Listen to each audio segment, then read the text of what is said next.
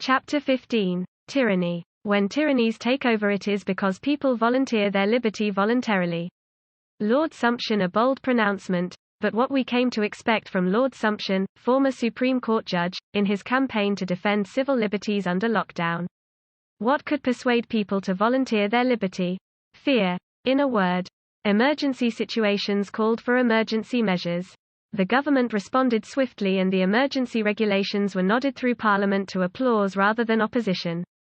But were the UK's emergency laws and regulations proportionate, the least intrusive available, strictly necessary and based on scientific evidence?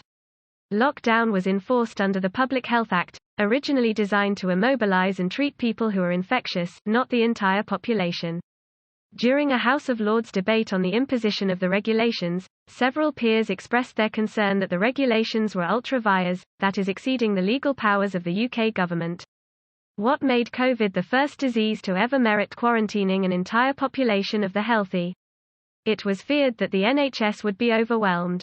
Other countries had already locked down under emergency legislation, setting a template. I asked Sumption about this striking authoritarian template, which surprisingly became a norm across the liberal democratic countries of Europe. There is a herd instinct in governments, and it gave them political cover. Sometimes the best thing is to do nothing. It's an important point. The media and the public wanted government to act, when sometimes leadership in a crisis involves waiting, or less dramatic and less visible action.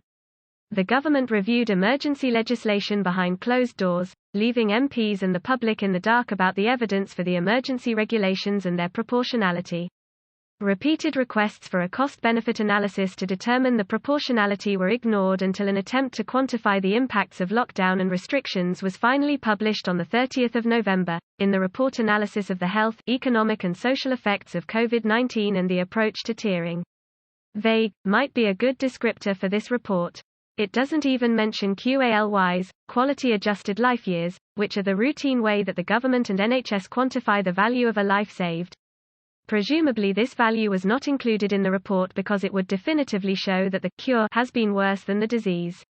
The lockdown imposed by the government to contain COVID was enforced mainly through the Health Protection, Coronavirus, Restrictions, England, Regulations 2020, known as the Lockdown Regulations, imposed under powers delegated by the Public Health, Control of Disease, Act 1984, the 1984 Act. In addition, the Coronavirus Act 2020 contains the notorious Schedule 21, which allows for you to be forcibly detained, tested, treated and quarantined. The strict lockdown laws meant that various basic liberties were curtailed, including the right to protest, worship, maintain relationships, vote. Elections were cancelled. The right to education was affected as many pupils had haphazard online provision for months, and you could not leave your house except for a non-exhaustive list of exemptions. These are not trifling privileges, but basic liberties. On 23 March the Prime Minister ordered people to stay at home. The next day Matt Hancock underscored that these were rules, not guidance. But the law didn't change until 26 March. A huge proportion of the British population do not understand the difference between guidance and regulation, said Sumption. The government said, you must, and people assumed that was a rule, when it was not. I think that the government knew that people did not understand the difference and exploited their confusion. People might have been able to forgive and trade a 3-day hiatus from law in exchange for being kept safe from the perils of a virus, but will they mind the government's next foray into despotism? And will they even notice if it happens one statute at a time? Once these rules were announced on the 23rd, police forces across the country started to enforce them. Derbyshire police tweeted that they would be breaking up groups of people in the streets the next morning, provoking Sumption's outburst, as he described it, on the BBC's World at 1. He told me, they had no business doing anything in a national crisis except enforcing the law. They are not there to give effect to their own views on what a national crisis might require, and they are not there to give effect to what a Prime Minister's views might require in a national crisis. They are citizens in uniform who should apply the law and nothing else. London's Stree. ETS were eerily quiet when I visited Barrister Kirsty Brimelow's chambers in the summer. Echoing Sumption, she told me that what troubled her most about lockdown law had been the obfuscation between law and guidance by using the term rules, and the wrongful convictions that subsequently led to. I asked her if the government deliberately misled the public and the media. Perhaps, but she also blamed a chaotic approach and huge incompetence. She pointed out that although citizens must follow the law, we are allowed to decide for ourselves whether to follow guidance, and she would like the government to stop using the term rules. The confusion between guidance and law led people to be wrongfully arrested, wrongfully convicted, and that is not only a bad thing for the person concerned, but also for society and the rule of law in general. To give one example, in England there was a rule: we should be 2 meters apart. There may be stickers on the ground, and it might very well be sensible guidance, but it has never been law. It was and is a request that people may choose to follow, or not. What compelled Brimelow to speak out were the miscarriages of justice. Times journalist Fariha Karim contacted her about the conviction of Marie Dinu, who had been arrested at Newcastle train station right at the start of lockdown. She was held in cells for 2 nights, under no powers, treated appallingly, by the district magistrate, given a criminal conviction under the wrong legislation and fined £660. Dinu's case was not exceptional. BAME communities were disproportionately targeted, and every single prosecution, a staggering 246, under the Coronavirus Act had been overturned at the time of writing. Criminalization should be removed from these laws, said Brimelow. Too many people sitting together having a picnic should never be a criminal offense. She hoped that there would be sensible messages from our police chiefs to regulate those police officers who might overreach. Instead, we had police stepping beyond their powers, fining people for sitting on park benches and police threatening to inspect people's shopping trolleys. Police officers had a difficult task enforcing complex, fast-changing and sometimes, frankly, illogical laws. However, there were some concerning and heavy-handed tactics, from the use of degrading spit hoods, to police dogs when dispersing a party, leading to tragic life-changing injuries, to carrying firearms when telling a gym to close. Whether through confusion or over-enthusiasm, the police mistakenly fined people for not wearing masks despite being exempt, moved people on erroneously from park benches, and threatened people swimming at the beach with fines, among other examples. People driving cars were stopped and turned around or fined, when they had broken no laws, only breached guidance. There are many regrettable examples of mistaken and misused laws, documented throughout 2020 by Big Brother Watch, a small NGO which defends civil liberties. Perhaps some of the confusion arose from the lack of parliamentary scrutiny. The usual checks and balances were not in place in 2020. The first emergency laws were understandably brought in quickly, but remarkably no primary legislation was brought in all year. We are still under emergency law at the time of publication. Brimelow said the fact that primary legislation has not been debated can only mean government control and seeking to bypass the democratic system. Her grave concern is that the law will be so emasculated it may not be there for us the next time we need it. Fines were set at life-destroying levels. Individuals who broke the new coronavirus self-isolation regulations faced fines of £1,000. Worse, if an authorized person considered you were reckless in coming into contact with someone, the fine was raised to a crushing £4,000. Fines for organizing protests or parties were an inconceivable £10,000. In any year, these fines are enough to break most UK households financially. But it was a year of rising unemployment, salary cuts and businesses running at half-mast. ONS data shows that average disposable income, after tax and benefits, was £30,800 per year before lockdown. For the poorest fifth, this was just £13,100. Even prior to the current recession, the deepest in modern times, disposable income was falling by more than 4% each year. The police have never before had the power to issue such large fines to individuals, and there are good reasons for this. Normally, fixed penalty notices are £100 or £200. For example, driving distracted could land you a £100 on-the-spot fine. The fine can only be higher, increasing to up to £5,000, if it is issued by a court. To keep fines within people's means, some are linked to salary, typically limited to 50 or 75% of a weekly wage. But a £4,000 fine would be a staggering 16 weeks of salary for someone in the bottom fifth of earnings. If these fines were unpaid, resulting in an appearance at a magistrate's court, they would probably be adjusted to be means tested. There is simply no equivalent in modern Britain to these disproportionately high fines.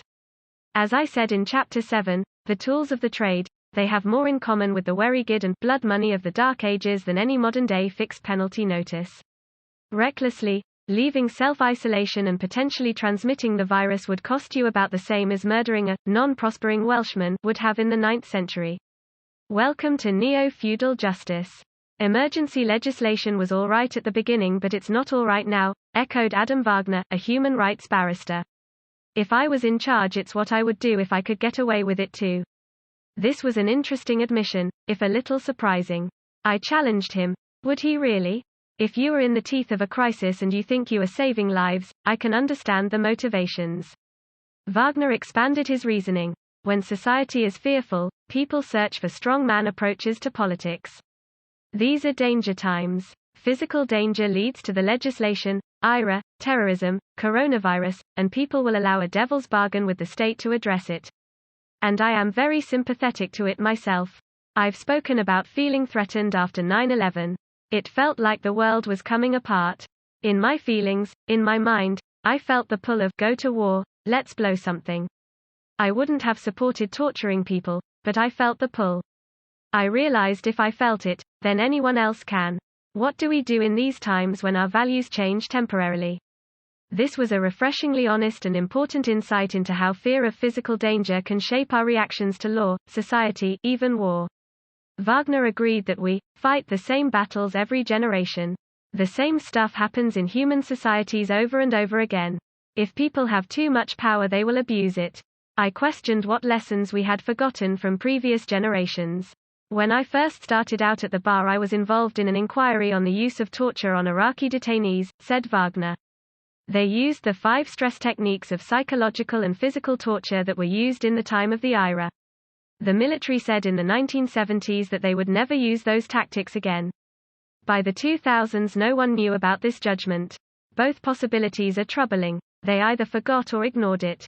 This seems to encapsulate our problems in one depressing example. Silky Carlo, director of Big Brother Watch, put it to me plainly that we are living through the greatest loss of liberty in modern Britain, and it has happened by diktat. This is how autocracies and dictatorships emerge, for the greater good, measure by measure. Carlo said we should be vigilant about the big tech response and state surveillance. I'm struggling to understand how some of the mistakes have been made. It's been a cacophony of disaster. With contact tracing, the government wanted to collect as much data as possible and hold it centrally.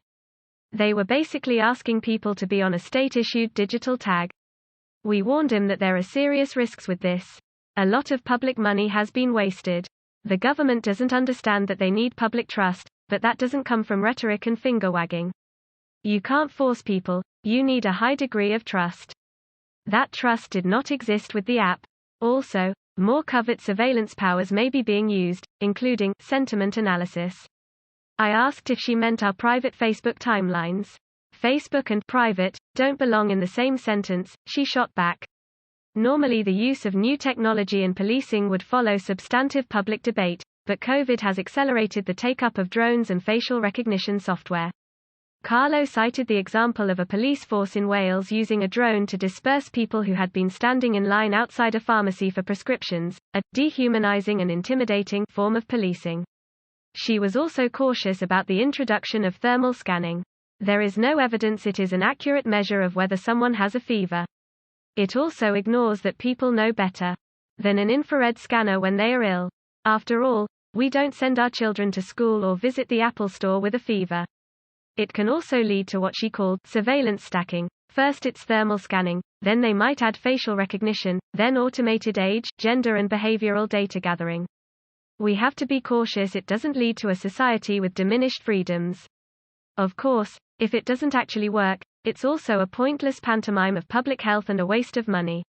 I had to agree to one of my sons having his temperature taken before a dental appointment, or he would have been declined care. As though I would not know if he had a fever and was ill. I'll admit I sent one son on a Duke of Edinburgh trip with a slightly broken arm, but I definitely know when they are so ill they have a fever. More to the point, they know when they are ill. Pointing temperature guns at our heads before we cross thresholds does not improve public health. Like Sumption and Brimlow, Solicitor Stephen Jackson explained that he was so concerned about the misrepresentation of guidance is law that he felt compelled to act.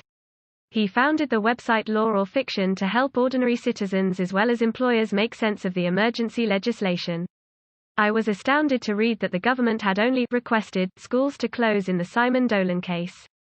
But I watched the Prime Minister tell us all on television that schools must close. The government has behaved duplicitously towards the public. It shows a worrying level of disdain, he said. He said he'd received many messages from confused and worried people, some quite heartbreaking, such as a new mother who needed a doctor to examine her burst and infected episiotomy stitches. Astonishingly, she was not offered an appointment, but was asked to send a photograph of her genitals to an unsecured practice email address. This inconceivably insensitive and intrusive request is no substitute for proper medical care. People think physical contact is not allowed, he said. There are sad cases of people thinking that they must only wave through the window at family. Grandparents think they can't hug their grandchildren. But they are allowed. And imagine the barbarity of not being able to say goodbye to loved ones on their deathbed. This creates permanent scars. Barrister Francis Hoare wrote an Article 5 arguing that the emergency regulations were incompatible with human rights. On reading it, a businessman called Simon Dolan, who also believed that the government had acted illegally and disproportionately, contacted Hoare. Together with solicitors Wedlake Bell, they mounted a legal challenge against the government. They argued that the lockdown regulations removed the right to liberty by restricting people to stay in their houses, the right to a private and family life, the right to freedom of religion and expression of that, the right to protest and free assembly, plus the damaging effect on business interests and education. Another important part of the challenge was whether the government was right to make the emergency laws under the Public Health Act, and that the government had fettered its discretion by providing the 5 restrictions which all referred to the virus and did not refer to anything else. I visited Hoare in his chambers. A portrait of his ancestor Sir Nicholas Tyndall hung on the wall, a judge whose judgments protected many from execution by codifying the protection of insane defendants from conviction. This same passion was evident in Hoare. I don't mind being an outsider. There are a number of times that the establishment has got it wrong before. I'm in a profession where one is supposed to protect the outliers and the vulnerable. The great heroes of mine have often done that, even when the prevailing opinion was extremely unpopular. That's what a barrister should do. I met Hoare before the ultimately unsuccessful judicial review and subsequent appeal. When we met, he was uncertain but hopeful about protecting the vulnerable, but observed that, what is terrifying is that this wasn't just imposed by governments, people wanted it. Of course people can choose to stay in their homes, but they wanted it to be law, to impose these restrictions on others. Sumption, Brimelow, Carlo, Jackson, Wagner and Hoare were united in their dedicated efforts to speak up for the law and democracy, during a year when most of Britain was more worried about loo roll than the rule of law, and had not understood the seriousness of what was happening to the country. Sumption was visibly tired during our interview, ready for the holiday he was departing for the next day. Presumably the campaign he had waged had taken its toll. He took a few minutes during the interview to prune his beautiful garden. In the garden I asked him if he felt his public defense of civil liberties was a duty or a mission. No, it wasn't a mission, that smacks of fanaticism. It was not my duty, it was the duty of politicians. The reason I have done it is that I thought this was an outrage which was deeply damaging to civil liberties. No politician was prepared to put their head above the parapet and say that this was disgraceful and profoundly damaging to our traditions and to the people who are least affected by the virus because they are young. Somebody had to say it. It may not have been his duty, and his interventions as a former Supreme Court judge have come in for criticism, but his campaign does seem to have been driven by a sense of moral duty and public service. When Carlo and I sat in the lounge of her modest flat in London, she told me she worked 20-hour days in the early weeks, reviewing the legislation and producing Big Brother Watch's monthly reports for parliamentarians. I'd never let my team do this, but I had to put in those hours. I feel a sense of duty. I couldn't live with myself if I didn't do everything that I can. There were days I didn't leave this room. I'd sleep for 3 hours on the sofa, because that's all the time I could take. Sumption and Carlo live in the same city but are socially and economically miles apart. One is an ex-judge and OBE of considerable standing, and the other heads up a small NGO. Ordinarily, this should be an insignificant detail, but I found myself comforted by the fact that people across the spectrum of society were prepared to speak up, more concerned with character than reputation, and compelled by a sense of moral duty to do what they know is right, no matter how difficult. Francis Hoare said the country needed more lawyers to do their part. The rule of law does not exist in isolation. It depends upon lawyers and judges prepared to defend it against government power, not just through their cases but through condemning the state for stripping individual liberty. It is our responsibility as lawyers to do so. The law is ours. As Roger Scruton said, English law is the property of the English people and not the weapon of their rulers. The British public needs to remember that. Johnson and Hancock, along with all members of Parliament, are public servants. They have a duty to enact and use law wisely, proportionately and respectfully. Protecting the law and deserving its protection are one and the same. We should all be custodians. Is it time to release democracy from quarantine and resuscitate the rule of law?